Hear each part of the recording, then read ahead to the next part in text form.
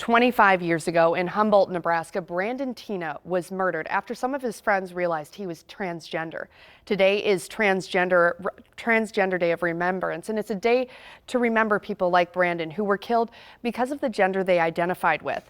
Now, joining us now to talk about the transgender community and some of the challenges they face is Miss Nebraska All-American Goddess Avalisa Gallo. Thank you so much for joining us. Of course, thank you for having me. So for people who aren't aware, what is Miss Nebraska All-American Goddess? Miss Nebraska All-American Goddess is a local title for a national pageant that's really cool and really inclusive.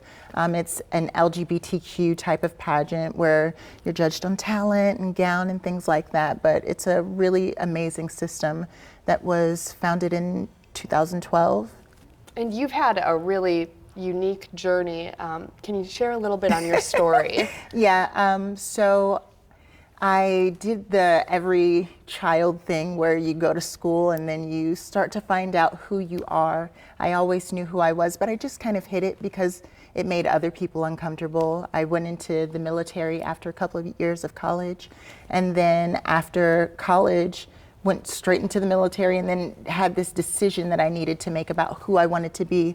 So when I got out of the military, I decided to transition, and since then have been, really blessed with opportunities like this to educate people and help people understand.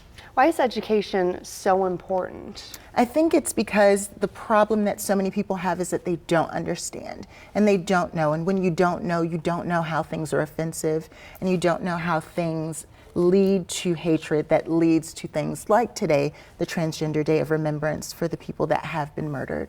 And we talked a little bit about trans women of color and the amount of violence they face and some of the challenges that they face. Can you share a little bit with us on what you see? So worldwide, 331 trans people have been killed this year.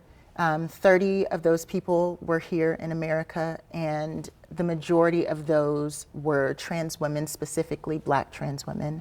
I'm not sure why exactly trans women are targeted, but when you look at the pyramid of privilege, trans women of color are all the way at the bottom, and so they're just not in the best position to achieve things the same way others are. What is some of the adversity that you've faced when you transitioned? I've had a really lucky transition. Luckily, I'm palatable, I guess is the best word for it. So I've had a pretty good transition, but I have had trouble finding work. I have had trouble finding a stable place to live. Things that people take for granted are legally you're allowed to legally discriminate against trans people based on their gender identity. And we have an event tonight that we want to talk about, as well as an event that you will be on a panel for. So before we go, we want to say tonight First Unitarian Church is hosting a day of remembrance and resilience. Now that church is at 3114 Harney Street, and doors open at 6:30, and that program starts at 7. And then next week, Avalisa will be on a panel talking about the transgender community, and there will also be a candlelight vigil for the lives lost to anti-transgender violence. Now that event is again November 26th at the Union for Contemporary Art. That starts at 5:30. Avalisa, thank you so much for joining us. Thank you so much for having me. I really appreciate it. Stay with us. We'll be right back.